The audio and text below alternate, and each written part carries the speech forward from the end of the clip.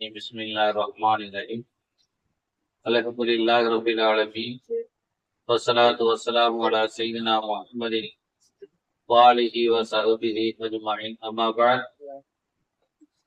قال نبينا رسول الله صلى الله عليه وسلم أنا ابن أبي ذبيح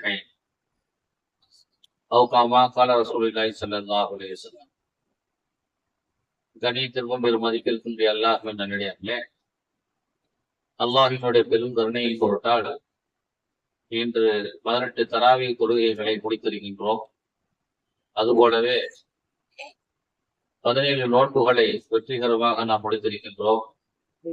எல்லாம் அல்லாஹு ஜல்லேஷான எஞ்சி இருக்கக்கூடிய காலங்களில் ரமலானுடைய நோன்பை முழுமையாக நோற்பதற்கும் அதுபோலவே இன்னும் பிற அமல்களை முழுமையாக செய்து முடிப்பதற்கும் அல்லாஹு தஆலா அருள் செய்வானார்.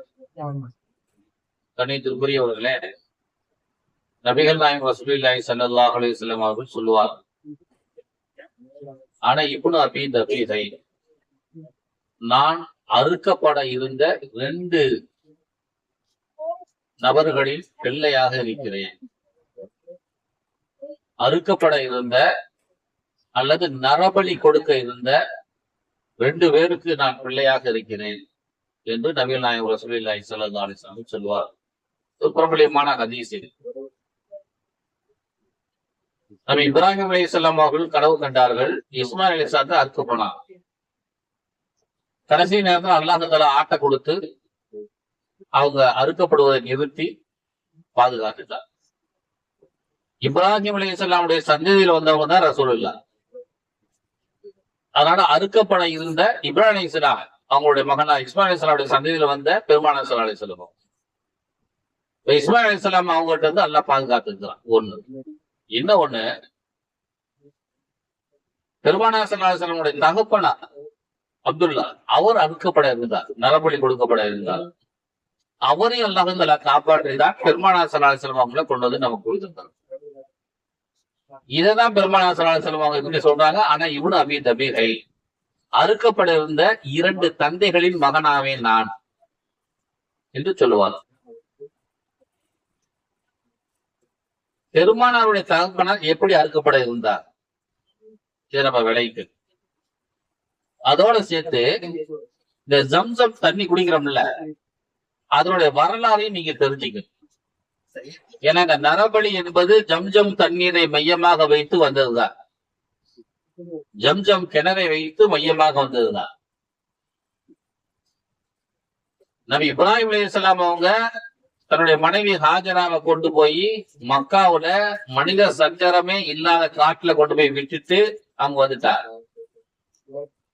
நபி குழந்தை 40 நாள் 50 நாள் குழந்தை இஸ்மாயில் அலைஹிஸ்ஸலாம், அந்த குழந்தையினுடைய கால் தேய்ப்பில அந்த குழந்தை இப்படி கால் உதச்சிக்கும் இல்லையா, இப்படி உதச்சிக்க கூடிய அந்த குதிங்கால்ல இருந்து அந்த பள்ளத்துல உருவானதுதான் ஜம்ஜம் தண்ணீர்.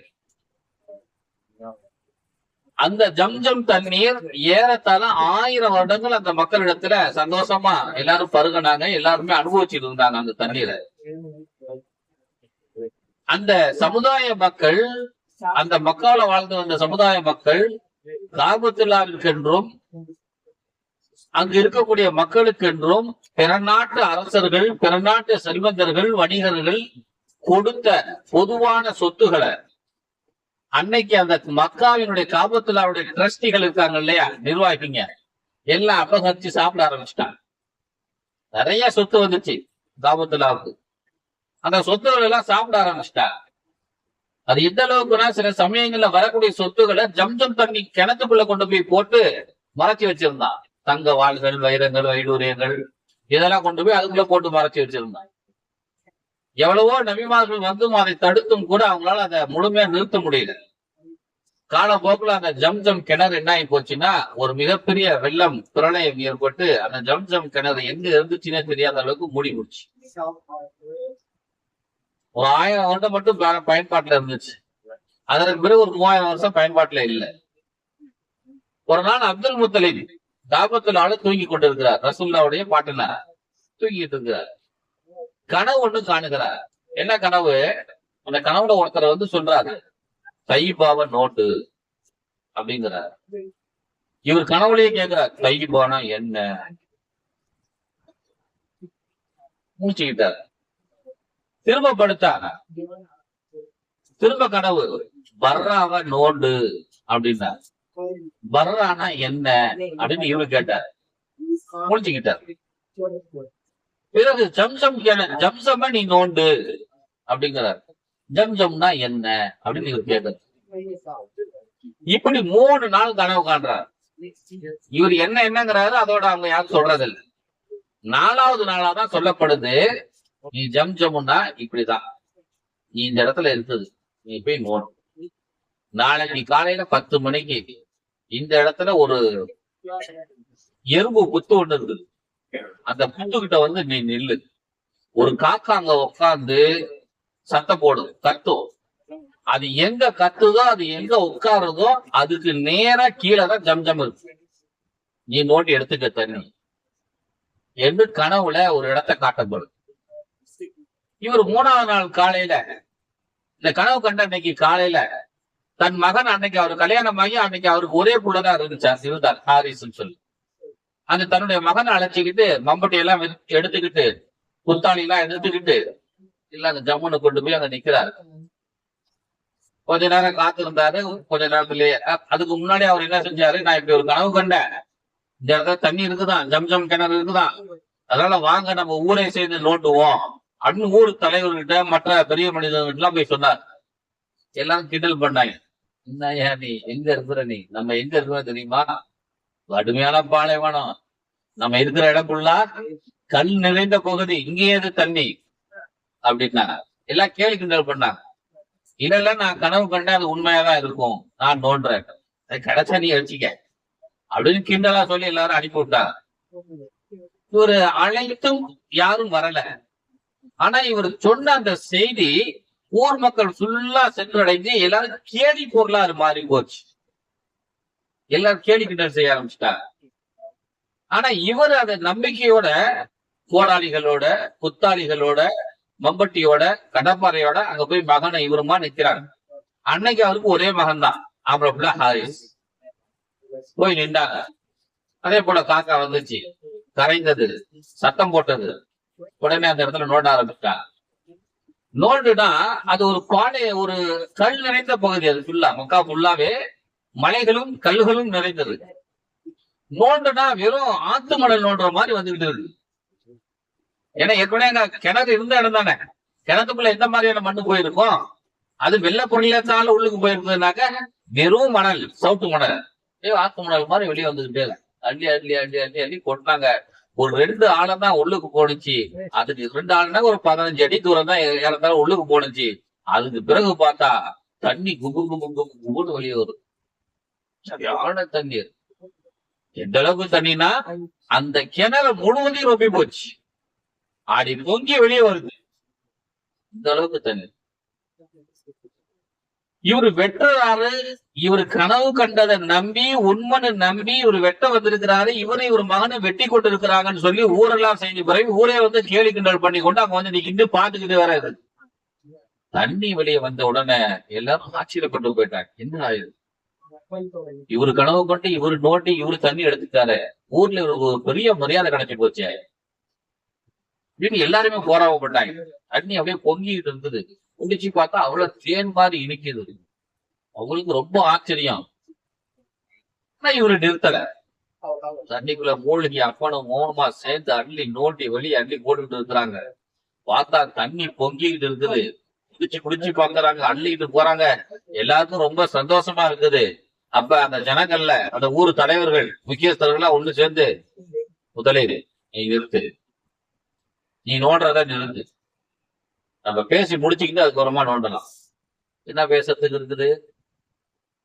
நான் கனவு கண்டேன், நான் உங்கள்கிட்ட வந்து சொன்னேன், ஊரே ஒத்துக்கல, நான் நோண்டுனேன், தண்ணி வந்துருச்சு, இந்த வீட்டுக்கு என்ன பேசுறதுக்கு? இல்ல இதெல்லாம் நம்ம எல்லாம் ஒரு ஊருக்காரங்க, தண்ணி வந்துருச்சு. இது வந்து இஸ்மாயில் அலைஹிஸ்ஸலாம் காலத்துல இருந்த தண்ணி கிணறு, அதனால இது வந்து பொது கிணறு தான், நம்ம இதை பேசிக்குவோம் அப்படின்னா. இத பத்தி பேசிக்கிறது பிறகு பேசிக்கொள்வோம். ஆனா இப்ப முதல்ல கிணறு நோண்டி ஆகணும். நானும் என் மகனும் நோண்டிடுறோம். இந்த கிணற்று பணிகள் முடிந்த பிறகு ஊர் கூடி உட்காந்து பேசிக் கொள்வோம் அப்படின்னு முடி சொல்லிட்டாரு. பிறகு அப்பாவும் 2-3 நாள் நேற்று நோண்டி கீண்டி முடிச்சு சுற்று சுவர்கள் எல்லாம் கட்டி எல்லாம் ஜம்முன்னு அந்த தொடர்ந்து பழைய காலத்துல வைப்பாங்க. 2 குச்சிகள் நட்டு நடுப்பு ஒரு குச்சி ஒன்று போட்டு அந்த ஒரு வலையெல்லாம் போடுவாங்க இல்லையா, அந்த மாதிரி எல்லாம் போட்டு எல்லாம் ரெடி பண்ணி பக்கத்துல ஒரு தொட்டியில கட்டி தண்ணி இறச்சி ஊத்துற மாதிரி எல்லாம் செஞ்சு முடிச்சுட்டார். இப்ப வா பஞ்சாயத்து ஊர்ல வந்து பார்த்தா ஜனங்கள் இது போறாங்க, ஆடு மாடுகளுக்கு கொடுக்குறாங்க, ஒட்டகங்களுக்கு கொடுக்குறாங்க, இவங்க சாப்பிடுறாங்க, இவங்க குளிக்கிறாங்க. தண்ணி எங்கெங்கயோ கொண்டு போய் எடுத்துட்டு வந்த ஜனங்களுக்கு இன்னைக்கு தண்ணி எப்படி கிடைச்சு போச்சு? எல்லாருக்கும் அல்ல குறையாத அட்சய பாத்திரமா இருக்குது ஜம்ஜம். சந்தோஷம் தாங்க முடியல ஜனங்களுக்கு. இப்ப உட்காந்து பேசுறாங்க, என்ன சொல்றாங்க ஊர் தலைவர்கள் எல்லாம், கிணறு நம்ம ஊருக்குள்ளதான் இருக்குது, கனவு கொண்டா எல்லாம் ரைட்டு தான். ஆனா இது பொதுவானது, நம்ம ஊருக்கே பொதுவானது. அப்துல் முத்தலிப் சொன்னார், கனவு நான் தான் கண்டேன், அல்லாஹ் ஏங்கிட்ட தான் சொன்னான், நானும் என் மௌனம் தான் நோண்டியே முடிச்சோம். இந்த நிமிஷம் வரையிலும் இந்த கிணத்துக்கு நீங்க 10 ரூபாய் செலவு பண்ணல, 1 நிமிஷம் உழைப்பு கொடுக்கல. அதனால இந்த கிணறு முழுக்க எனக்கு சொந்தம், தண்ணி நீங்க எடுத்து, இந்த கிணற்றினுடைய உரிமை எனக்கானது, தண்ணி எல்லா மக்களுக்கும் பொதுவானது அப்படின்னாரு. கரெக்ட் தானே? தண்ணி எனக்கு மட்டும்தான் அப்படின்னு சொல்லல அவரு, தண்ணி எல்லாருக்குமே பொதுவானதுதான். ஆனா இதனுடைய உரிமை எனக்கு மட்டும்தான். ஆனா அந்த உரிமை எங்களுக்கும் வேண்டும். எது கிடைக்கலையோ அதுதானே கிடைக்கணும்னு பண்ணுவார். பிள்ளைகிட்ட எது கொடுக்குறோமோ அது எனக்கு வேண்டாம், அதுதான் வேணும். அண்ணன் கொடுத்ததுதான் தம்பிக்கு வேணுமா, தம்பிகிட்ட கொடுத்ததான் அண்ணன் வேணுமா, சின்ன பிள்ளைங்க. அந்த மாதிரி எது கிடைக்கலையோ அதுதான் எங்களுக்கு வேண்டும் என்று கேட்கிறார்கள். இல்ல இது முடியாது, நமக்கு மத்தியில ஒரு நல்ல பஞ்சாயத்து தலைவரை வச்சு நம்ம பேசிக்குவோம் அப்படிங்கிறாங்க எல்லாரும். யார் அப்படி இருக்கிறா? அவங்க எல்லாம் பேசி முடிவு பண்ணாங்க. சிரியாவுல, இவங்க இருக்கிறது மக்காவுல, சிரியாவுல பனி சஅத் பின் ஹுதைப் என்கிற ஒரு பெண்மணி இருக்கிறார். அவ பெரிய ஜோசியக்காரி, அவகிட்ட போய் ஒரு ஆலோசனை கேட்போம் அப்படின்னு எல்லாம் பஞ்சாயத்துல முடிவாகும். உடனே சரி போகலாம். யார் போகிறது? அங்க இருந்த குறைஷி குலத்தினர்கள், பனு ஹாஷிம் குலத்தினர்கள், அப்படி சரி ஒவ்வொரு குலத்தினர்கள் இருப்பானே, குடும்ப தலைவர்கள். அந்த மாதிரி ஊர்ல இருந்த முக்கியமான குடும்ப தலைவர்கள் எல்லாம் ஒவ்வொருத்தரா சேர்ந்து ஆளுக்கு ஒரு குதிரையில புறப்பட்டு 1000 கிலோமீட்டர் 1300 கிலோமீட்டர் அங்க இருந்து சரியா புறப்பட்டு போனாங்க. சாப்பாடு தண்ணி எல்லாம் எடுத்துட்டு போனாங்க. போனா இவங்க நேரமா என்னமோ தெரியல, போற வழியிலேயே முக்காவாசி தூரம் தான் போயிருந்தாங்க. சாப்பாடு காலியா போச்சு, தண்ணி காலியா போச்சு. ஆட்டுக்கு அவங்க கொண்டு வந்த ஒட்டகங்கள் குதிரைகளுக்கு குடிக்கிறதுக்கு தண்ணி இல்ல, இவங்க கொண்டு போன இவங்களுக்கும் சாப்பாடு குடிக்கிறதுக்கு தண்ணி இல்ல. என்ன செய்யறதே தெரியல. பாலைவனத்துல நடுத்தர மாட்டிக்கிட்டாங்க. ஒரு நிழல் கிடையாது, கடுமையான வெயில், வறட்சினாலும் வறட்சி. என்ன செய்யறது தெரியல. எல்லாரும் ஒட்டகத்துலதான், எல்லாருமே குதிரையில தான் போயிருக்கிறாங்க. என்ன செய்யுதுன்னு தெரியாம அவங்க அந்த பாலைவனத்தினுடைய மணல்ல அப்படியே உட்கார்ந்து யோசிக்கிறாங்க. நம்ம இங்க இருந்து இந்த ஒரு 5 கிலோமீட்டர் அந்த பக்கம் போக முடியாது, இந்த பக்கம் போக முடியாது. வறண்டது, செத்துருவோம் போலது. நம்ம செத்து நம்ம குணங்களை காக்கா குடி வந்து திங்கிறதை விட நம்ம குணங்கள் நல்ல விதமாக இங்க அடக்கம் செய்யப்பட வேண்டும். அதுக்கு ஒரு ஏற்பாடு பண்ணிக்கலாம் அப்படின்னு அப்துல் முத்தலிப் ஒரு ஆலோசனை சொல்றாரு. என்ன சொல்றாரு? அவங்க ஒரு 10 பேர் போயிருக்கிறாங்க.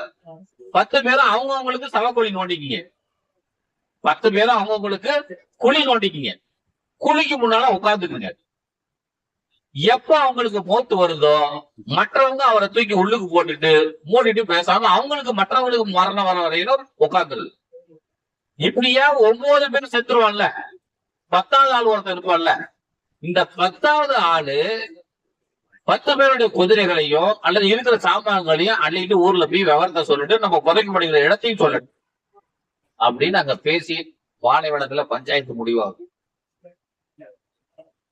இப்ப ஜனங்க என்ன செய்யறதுன்னு தெரியாம எல்லாம் குழியெல்லாம் வெட்டி வச்சுக்கிட்டு எல்லாம் இந்த மௌத்தை எதிர்பார்த்துட்டு உட்கார்ந்து இருக்கிறாங்க. அப்படி உட்கார்ந்து இருக்கும் பொழுது திடீர்னு அப்துல் முத்தலிபுக்கு ஒரு யோசனை. சகோதரர்களே, நமக்கு ஒரு 2 கிலோமீட்டருக்கு அந்தாண்ட கூட ஏதாவது ஒரு கிராமங்கள் இருக்கலாம். நம்ம இந்த பக்கம் வந்தது போனது கிடையாது. நம்ம இந்த ரூட்ல இப்பதான் புதுசா வந்திருக்கிறோம். பக்கத்துல உள்ள கிராமங்கள் இருக்கலாம், ஏதாவது சாப்பாடு தண்ணி கூட கிடைக்கலாம். ஏன் நம்ம போய் பார்க்க கூடாது?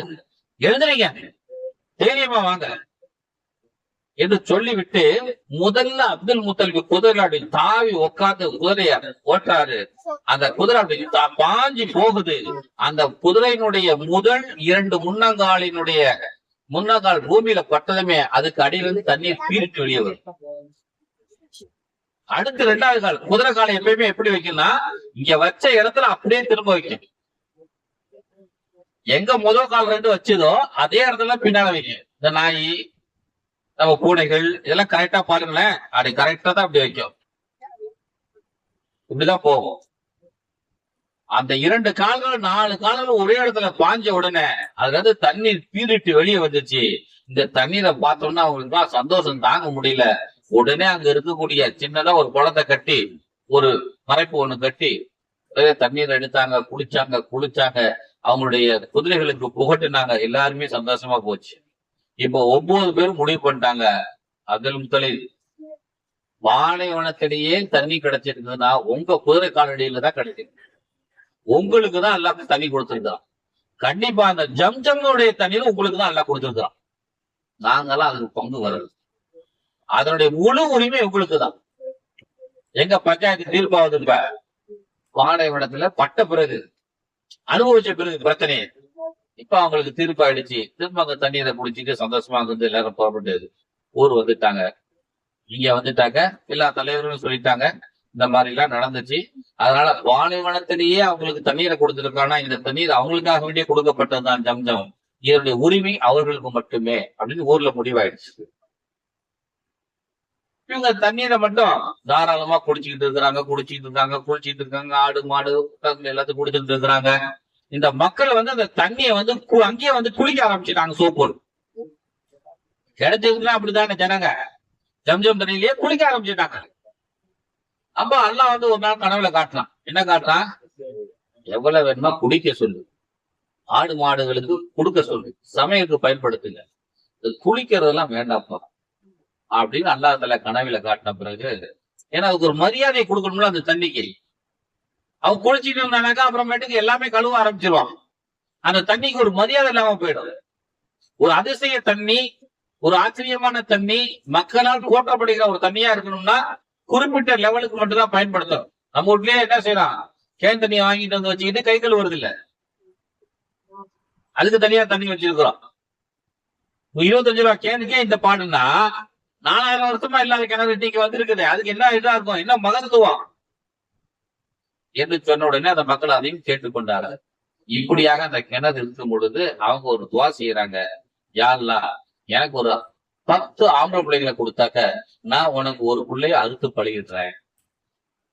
ஏன்னா இவருக்குதான் கிணறு கிடைச்சிருக்குது, இவருடைய குதிரை காலடியில தான் தண்ணி வந்துச்சு பாலைவனத்துல. அப்ப இவர் என்ன கேட்டாலும் கிடைக்குங்கிற ஒரு நம்பிக்கை அப்துல் முத்தலிபுக்கு வந்துருச்சு. இப்ப இவர் அல்லாஹ்கிட்ட கேட்கிறார், யா அல்லாஹ், எனக்கு ஒரு 10 ஆம்பளை பிள்ளைங்க நான் உனக்காக வேண்டி மக்கள் நல்லது செய்யறதுக்கு பயன்படுத்திக்கிறேன், அதுல ஒரு பிள்ளை உனக்கா அறுத்து பழகிடுறேன் அப்படின்னாரு. அவருக்கு கடைசியா பாத்தீங்கன்னா 6 பொம்பளை பிள்ளைங்க, 10 ஆம்பளை பிள்ளைங்க. முத ஆம்பளை பிள்ளை ஹாரிஸ், கடைசியா 10 ஆம்பளை பிள்ளைங்க பிறந்தாங்க, 6 பொம்பளை பிள்ளைங்க, மொத்தம் 16 பிள்ளைங்க அப்துல் முத்தலிப். அதுல எல்லாத்துலயும் 16வது ஆம்பளை பிள்ளைதான் அதற்கு பெருமானாசனுடைய தகப்பனார் அப்துல்லா. கணக்குட்டி தான் யாரு? அப்துல்லா, ரசூலுல்லாஹ்வுடைய தகப்பனார். அவரும் பிறந்து வளர்ந்து ஆளாகி வயசுக்கு வந்துட்டாரு, கல்யாணம் பண்ற வயசு வந்துருச்சு. இப்பதான் அவருக்கு கொஞ்சம் ஓய்வு. யாருக்கு? அப்துல் முத்தலிபுக்கு இப்பதான் ஓய்வு. இந்த அப்துல்லாவுக்கு மேலதான் ஆத்திகான்னு சொல்லி ஒரு அக்கா அவங்களுக்கு, ஏன்னா கணக்குட்டி இவங்க தானே. இப்படி ரசூலுல்லாஹி ஸல்லல்லாஹு அலைஹி வஸல்லம் உங்களுக்கு 6 அத்தைகள், 6 மாமிகள். அப்போ 9 பெரியப்பாக்கள், 9 பெரியப்பாக்கள். ரசூலுல்லாஹி ஸல்லல்லாஹு அலைஹி வஸல்லம் தாப்னா மட்டும் தான் கடைசி. இப்ப இந்த நிலைமையில தான் எல்லாருமே கல்யாணம் பண்ணி கொடுத்தாச்சு, எல்லாருமே முடிஞ்சு. இந்த ரசூலுல்லாஹி ஸல்லல்லாஹு அலைஹி வஸல்லம் தாப்னாருக்கு மட்டும் தான் இந்த கல்யாணம் ஆகல. கல்யாணம் ஆகிற வயசு வந்துருச்சு. அவருக்கு கல்யாணம் பண்ணலாம்னு சொல்லி பொண்ணு தேடிக்கிட்டு இருக்கும் பொழுதுதான் அவருக்கு அந்த பழைய நேர்ச்சை ஞாபகத்துக்கு வரும். நம்முடைய 16 நமக்கு 10 ஆம்பளை பிள்ளை கொடுத்தா ஒரு ஆம்பளை பிள்ளை உனக்குன்னு நான் அறுத்து பழியிடுறேன்னு சொன்னேனே அப்படிங்கிற அந்த நினைவுக்கு அறுத்து பழியிடலாம். யார அறுத்து பழியிடலாம்?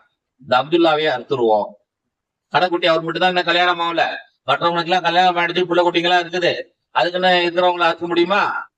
புள்ள குட்டி இல்லாத கல்யாணம் பண்ணாதான் அந்த பிள்ளைய அறுத்துருவோம்னு சொல்லி எல்லாம் முடிவு பண்ணி கடைசி குட்டியா இருக்கிறதுக்கு ரெடி ஆயிட்டாங்க. ஆனா கடைக்குட்டினா எல்லாத்துக்கும் ஒரு பிரிய இருக்கும்ல, ஒரு பாசம் இருக்கும்ல. புள்ள கடைசி புள்ள பிறக்கும் பொழுதே புள்ளைக்கு 5 பேர் பேட்டி இருக்கும், 5 பிள்ளைங்க இருக்கும். அப்ப அவருக்கு கடைசி பிள்ளையினுடைய வயசும் பிள்ளைக்கு பிறந்த பிள்ளையும் ஒரே வயசுல இருப்பாங்க. பேரானு இருப்பான், மகனு இருப்பாங்க, ஒரே வயசுல இருப்பாங்க. அப்ப அந்த தாத்தாவினுடைய அப்துல் முத்தலிபுடைய மனநிலை எப்படி இருக்கும்னா, ஒரே சின்ன பிள்ளைங்களோட நம்ம பக்கத்திலேயே இருக்கணும், பேரம் பேத்திங்களோட கொஞ்சம் விளையாடணும் அப்படிங்கிற மனநிலையில இருக்கக்கூடியவர். ஆனா அப்போ பாசத்தினுடைய உச்சத்தில் இருப்பாங்க. அந்த பாசத்தினுடைய உச்சத்தில் இருக்கக்கூடிய ஒரு தந்தை ஒரு மகனை எப்படி அறுக்க முன் வருவார். ஆனாலும் அல்லாஹு தஆலாவிடத்தில் சொன்ன அந்த வாக்கை காப்பாற்ற வேண்டும் என்பதற்காக வேண்டி அறுத்து பலியிட முடிவு பண்ணி ஊர் ஜமாத்தெல்லாம் கூப்பிட்டு பஞ்சாயத்தெல்லாம் கூட்டி, நான் என் மகனை அறுத்து பலியிட போறேன், என்ன சொல்றீங்க, வாங்க அந்த நிகழ்ச்சியில எல்லாரும் கலந்துக்குங்க, இன்னைக்கு அதை அறுத்து பலியிட போறேன்னு சொல்லிட்டாரு. ஊரே கூடிருச்சு. அப்துல்லாவுக்கு பெருமானார் ஸல்லல்லாஹு அலைஹி வஸல்லம் தகப்பனார் அப்துல்லா ரலியல்லாஹு அன்ஹு அவங்களுக்கு மனசுல மாலையெல்லாம் போட்டு எழுதி கொண்டு வந்து நிப்பாட்டியாச்சு. இப்ப ஊர் ஜமாத்தார்கள் எல்லாம் சொல்றாங்க, அப்துல் முத்தலிப் நீ ஊர்ல பெரிய தலைவர், ஒன்னால இந்த ஊர் செழித்து ஓங்குது, நல்லா இருக்குது, நீ பாட்டுக்கு இன்னைக்கு உன் மகன் அறுத்து பழியிட்டு ஒரு புது மார்க்கத்துல ஒரு புதுசா ஒரு பிதத்தை உண்டு பண்ணிட்டீங்கன்னாக்க நாளைக்கு நாங்களும் எங்க மகனோட அறுக்கிற மாதிரி ஆயிடும், இந்த ஊர்ல பெரும் பிரச்சனை ஆயிடும். இத நீ அறுக்காத இரு, இதுக்கு ஏதாவது மாற்று ஏற்பாடு பண்ணுவோம், மாற்று யோசனை செய்வோம் என்று அவர்கள் எல்லாம் சொன்னார்கள். இவருக்கும் மகன் இருக்கிறதுக்கு பிரியம் கிடையாது. ஆனா செஞ்ச நேர்ச்சையாச்சே, சரி என்ன செய்யலாம், வாங்க சிரியாவில இந்த மாதிரி ஒரு ஜோதிடர் ஒருத்தர் இருக்கிறார், அவர்கிட்ட போய் ஆலோசனை கேட்கலாம் அப்படின்னா. அப்புறம் திரும்ப ஒரு 10 பேர் புறப்பட்டு அந்த அம்மாகிட்ட போய் ஒரு ஆலோசனை கேட்டார். கேட்டா அப்ப அந்த அம்மா என்ன சொன்னிச்சு, இஸ்மாயிலு அறுக்கப்படதான் இருந்தாரு, அல்லாஹ் ஒரு ஆட்டை கொடுத்து சரி பண்ணிக்கிட்டான், நீங்க வேண்டுமானா இந்த அப்துல்லாவுக்கு பகரமா 10 ஒட்டகம் கொடுங்க. இஸ்மாயிலுக்கு பகரமா அல்லாஹ் ஒரு ஆட்டை தான் கொடுத்தான், சின்னோண்டு ஒரு 50 கிலோ கறி, நீ ஒரு ஒட்டகத்தை கொடு 500 கிலோ கறி, 10 ஒட்டகம் கொடுத்தா 5000 கிலோ ஆயிடுச்சு, ஒண்ணுங்க 10 கொடு அப்படின்னு ஒரு ஆலோசனை சொன்னேன். நல்லா இருக்குது இந்த யோசனை, ஏன்னா மார்க்கத்துக்கு ஒத்து போகுது, அவங்களுடைய மார்க்கத்துக்கு அது ஒத்து போகுது. உடனே எல்லாரும் புறப்பட்டு வந்தாங்க. அப்படி அதுக்கு முன்னால ஒரு ஆள் கேட்டாங்க, இப்ப 10 ஒட்டகம் அப்துல்லா அப்படின்னு நாங்க 2 சீட்டு எழுதி நாங்க போடுறோம், ஒரு குழந்தை சீட்டு எடுத்தது, அப்துல்லான்னு வந்துருச்சுன்னா நாங்க என்ன பண்றது, ஒட்டகன்னு வந்துட்டா 10 ஒட்டகத்தை அறுத்துடலாம், அப்துல்லான்னு வந்துட்டா நாங்க என்ன பண்றது. ஆமா இது சிக்கலான பிரச்சனை தான். அப்ப அந்த ஜோசியக்காரியம்மா சொன்னிச்சு, இன்னொரு 10 ஒட்டகத்தை கூட்டு, அப்துல்லான்னு பேர் வர வரையிலும் 10 கூட்டிக்கிட்டே வா அப்படின்னு அந்த ஒரு ஆலோசனை சொல்ல. எல்லாரும் புறப்பட்டு வந்துட்டாங்க, மாலையை போட்டாச்சு, 10 ஒட்டகங்களை கொண்டு வந்து நிப்பாட்டியாச்சு, அதுக்கும் மாலையை போட்டாச்சு. இப்ப சீட்டு எழுதி போட்டு ஒரு குழந்தைய எடுக்க சொல்றாங்க. எடுத்தா அதுல அப்துல்லான்னு வருது, 10 ஒட்டகம்னு வரல. அப்ப இன்னொரு 10 ஒட்டகத்தை கூட்டு, 20 ஒட்டகம் அப்துல்லா, எடுத்தா அப்துல்லான்னு வருது. அப்புறம் இன்னொரு 10 ஒட்டகத்தை கூட்டு, 30 ஒட்டகம் அப்துல்லா. இப்படியா 10 கூட்டி 100 ஒட்டகம் வந்து சேருது. 100 ஒட்டகமும் அப்துல்லாவும் போட்ட பிறகுதான் அப்துல்லான்னு வருது. ஆனா அதுல அப்துல் முத்தலிபுக்கு திருப்தி கிடையாது. 10 தடவை போட்டுதானே அல்லாஹ் தஆலா 10ஆவதா அப்துல்லாவை தேர்ந்தெடுத்தான். அதனால இந்த 100 ஒட்டகமா அப்துல்லாவா, திரும்ப இன்னொரு தடவை எடுங்க அப்படின்னாரு. சீட்டு கொடிக்கு போட்டு எடுங்க, திரும்ப அப்துல்லான்னு வருது. 2ஆவது தடவை திரும்ப எடுங்க அப்படிங்கிறாரு, திரும்ப எடுத்தா அப்துல்லான்னு வரும். இப்ப அதுக்கு அல்லாஹ் கரெக்டா தான் சொல்லியிருக்கிறான் என்று முடிவு செய்து கொண்டு 100 ஒட்டகங்களை மக்காவிலும் அதனுடைய சுற்றுப்புற கிராமங்களுக்கும் அனுப்பி வைத்து அறுத்து சாப்பிடுங்கன்னு சொல்லி எல்லாருக்கும் அன்பளிப்பா கொடுத்துட்டு 100 ஒட்டகங்களை அறுத்த பிறகுதான் அப்துல்லா ரலியல்லாஹு தஆலா அன்ஹு அவர்கள் பாதுகாக்கப்பட்டார்கள். ரசூலுல்லாஹி ஸல்லல்லாஹு அலைஹி வஸல்லம் தகப்பனாரு பாதுகாக்கப்பட்டார். இது இன்னொரு விஷயம் என்ன அப்படின்னா, என்னைக்கு அன்னைக்கு அவர் பாதுகாக்கப்படுறதா இருந்துச்சோ அன்னைக்கு பெருமானார் ஸல்லல்லாஹு அலைஹி வஸல்லம் தகப்பனாருக்கு அப்துல்லாவுக்கு அங்கேயே வச்சு கல்யாணமும் பண்ணியாச்சு. ஆமீனா அம்மாவை கல்யாணமும் பண்ணியாச்சு. அப்படி அந்த திருமணம் முடிந்ததுல தான் நபிகள் நாயகம் ரசூலுல்லாஹி ஸல்லல்லாஹு அலைஹி வஸல்லம் பிறந்தார். ஆனா இது என்ன தெரியுங்களா கொடுமை? இல்ல என்ன கொடுமை தெரியுங்களா? இப்படியெல்லாம் தகப்பனார் மகனை காப்பாத்தி காப்பாத்தி காப்பாத்தி காப்பாத்தி கொண்டு வந்து கடைசியில நேர்ச்சியில இருந்து காப்பாத்தி 100 ஒட்டகங்கள்லாம் கொடுத்து மகனை காப்பாத்தி கல்யாணம் பண்ணி வச்ச 6 மாசத்துல மகனார் மௌத்து. எப்படி கல்யாணம் பண்ணி வச்ச 6 மாசத்துல மகன் மௌத்து, அப்துல்லா மௌத்து. பெருமானார் ஸல்லல்லாஹு அலைஹி வஸல்லம் அவங்க பிறக்கும் போது அண்ணாதையா தான் பிறக்கிறாங்க. அதாவது எதை தவிர்க்க வேண்டும் என்று எல்லோரும் விரும்பினார்களோ அதை தடுக்கவே முடியவில்லை. இறைவனுடைய நாட்டம் அதுதான். பெருமானார் ஸல்லல்லாஹு அலைஹி வஸல்லம் அவங்க அலம் யஜிதிக யதீமன் ஃபஆவா, அல்லாஹ் சொல்லுவான், நபியே நீங்க யத்தீமா இருந்தீங்க, உங்களை நான் வளர்க்கலையா? அதாவது தந்தையை வர்ணிக்க செய்து அவரை வளர்க்கும் பொறுப்பை அல்லாஹ் பொறுப்பேற்றுக் கொண்டார். தந்தை இருந்தா அந்த வேலை செய்ய முடியாத. ஆகவே அன்பார்ந்த அல்லாஹ்வின் நல்லடியார்களே, அதைதான் பெருமானார் ஸல்லல்லாஹு அலைஹி வஸல்லம் அவர்கள் சொல்வார்கள், ஆனா இப்னு அபீ தபீஹை, நான் நரபலி கொடுக்கப்பட இருந்த 2 தந்தைகளின் மகனாக ஆவேன் என்று பெருமானார் ஸல்லல்லாஹு அலைஹி வஸல்லம் சொல்வார். ஆகவே அன்பார்ந்த அல்லாஹ்வின் நல்லடியார்களே, இந்த நரபலி சம்பந்தமாக நாளைக்கு இன்ஷா அல்லாஹ் இன்னும் சில செய்திகள் இருக்குது. அதை நாளைக்கு பேசுவோம் இன்ஷா அல்லாஹ். அல்லாஹ் ஜல்ல ஷானஹு கேட்டதுபடி நாம் சொன்னதுபடி அமல் செய்து அல்லாஹ் செய்வானாக. ஆமீன். வாஹித் அல்ஹம்துலில்லாஹி ரப்பில் ஆலமீன். அஸ்ஸலாமு அலைக்கும் வரஹ்மத்துல்லாஹி வபரகாத்துஹு.